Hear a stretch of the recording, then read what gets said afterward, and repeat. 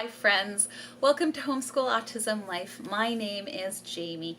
Today's video, guys, I wanted to talk specifically to the moms and dads out there who may be questioning whether their child is autistic or special needs. It's not obvious, and you are in that place where you're just trying to figure life out.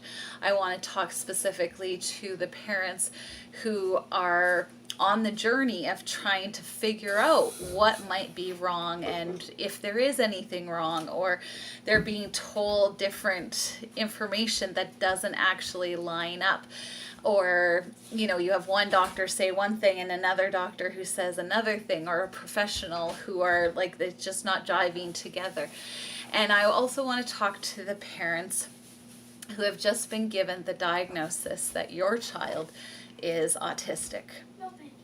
All of these people, all of these people out there, all of those parents are dealing with something that, as I've lived in the autism bubble for at least, I think it's been 5 years now, I didn't realize, and it's taken me a while to actually understand how I was feeling about my past in regards to this information. And I wanted to share some things, that you yourself may 5 years down the road go, okay, but in the middle of it, you are saying life sucks. So, if you know our story, and I'll link our autism story in the description box below, and yeah, maybe even some of our homeschool story, because there's so much information, so much misinformation out there, and you're also having to deal with your own emotions and your own struggles trying to figure this out.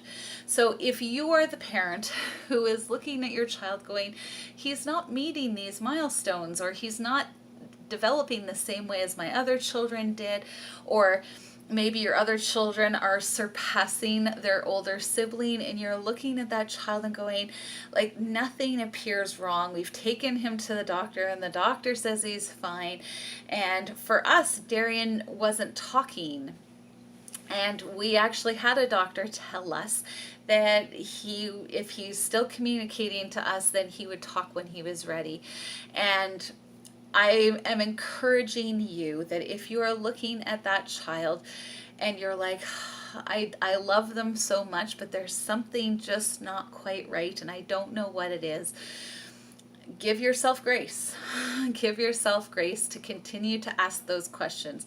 Even when a professional says something that you're not sure about, seek a second opinion. It is okay. And if somebody asks you why you're questioning them, just say, I want a second opinion, just to make sure that I've got all of my bases covered. At the end of the day, you will feel better, because we missed out on any early interventions with our son because we were told by a professional, somebody who should know, that it was just, yeah, he will talk when he's ready. And so I fought back on anybody who said anything else. If you are in the place where you are further down this road and you're trying to figure it out and you think you're getting answers, or some stranger or some Sunday school teacher or some grandparent or whatever mentioned the word autism, and you felt anger or upset at the suggestion, they barely know my child, or they know my child but they hardly ever see them. Again, give yourself grace for the fact that, that word tends to be very, very scary. And some of that information can be blown over the top and made to be even bigger than it is. But it is okay for you to have those feelings. I would suggest don't yell at them just in case. But I look at it and I go, I've heard this story over and over and over again in this world where people are like, so-and-so told me, and boy was I mad that they would even suggest something like that. And then they find out that, yeah, that's the new world that they're living in. It is okay for you to try and figure that out and have to process it and deal with it. It is okay. Give yourself grace.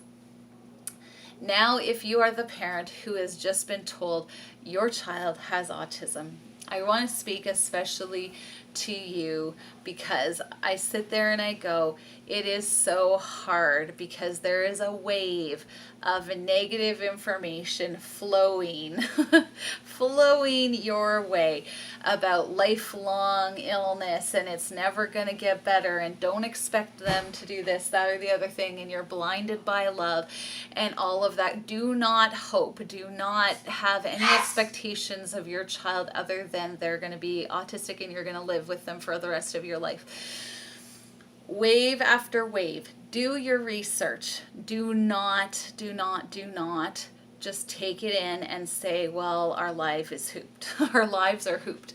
I really, like, again, give yourself grace to grieve and try and process and figure it out, because when you were handed that beautiful baby, there was dreams and hopes and ideas, because that was your experience as a child, or what you hoped as a parent you would be like. And there's so many things going on in your head when you're handed that beautiful baby.